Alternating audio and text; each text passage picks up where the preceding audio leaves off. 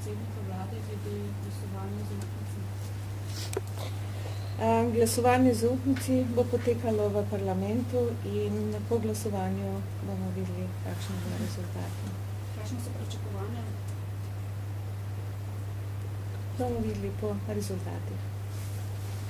Gospa ministrica, če dovolite, včeraj bil studio ob 17. Radio in na koncu je strokovnjak dr. Kovač razložil svoje mnenje, najprej stališče, da se že 2 leti delodajalci in sindikati pogovarjajo o plačnem sistemu in politiki. Ta pa seveda bi morala biti tudi vlada nevpletena. Kaj menite vi za prihodnje zdaj?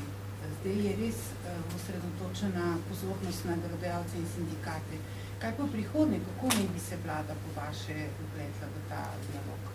Tudi vlada ima svojo zakonodajno obveznost po zakonu o minimalni plači in to je edino področje, kjer vlada z zakonom določa višino minimalne plače.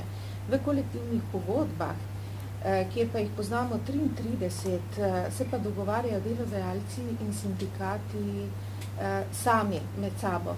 Moramo pa vedeti, da je nered v teh kolektivnih pogodbah, ker vemo, da je 9 plačilnih razredov in da so izhodišne plače še vedno nižje od minimalne plače. In resnično čaka delodajalce in sindikate veliko dela, da uredijo celotno plačno politiko na tem področju. Kako bi se pa zakonodajo to reševalo, recimo spremembo zakonodaje? Zakonodaja je določena, samo spoštovati morajo tako delodajalci in sindikati in se usesti za mizo, ker te izhodišne plače morajo popraviti glede na nivo minimalne plače, ki je v nižjem.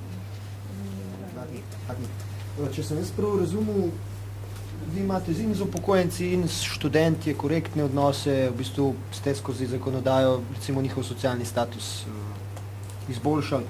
Kako potem razumete, da so se ravno ti 2 skupini udeležili protestnega shoda in recimo ali podpirate, da upokojenci in študentje sodelujejo na takem protestnem shodu? Ravno to, kar sem prej omenila, da te protesti niso operjeni proti vladi, ampak izboljšanje položaja res tistih delavcev, kjer so rezultati dela v posameznih panogah dobri, da se izboljša in da stopijo za skupno mizo delavci in delodajalci, tudi jaz podpiram te delavce. Še ena stvar, recimo komentar izjave gospoda Vizjaka, gospodarskega ministra. On je rekel, da ravno ti 2 skupine kažeta, zoper koga je usmerjen ta protest. Tukaj je mislil zoper vlado. Kako to komentirate kot kolegica skupaj v ministrski ekipi? Svojih kolegov ne komentiram.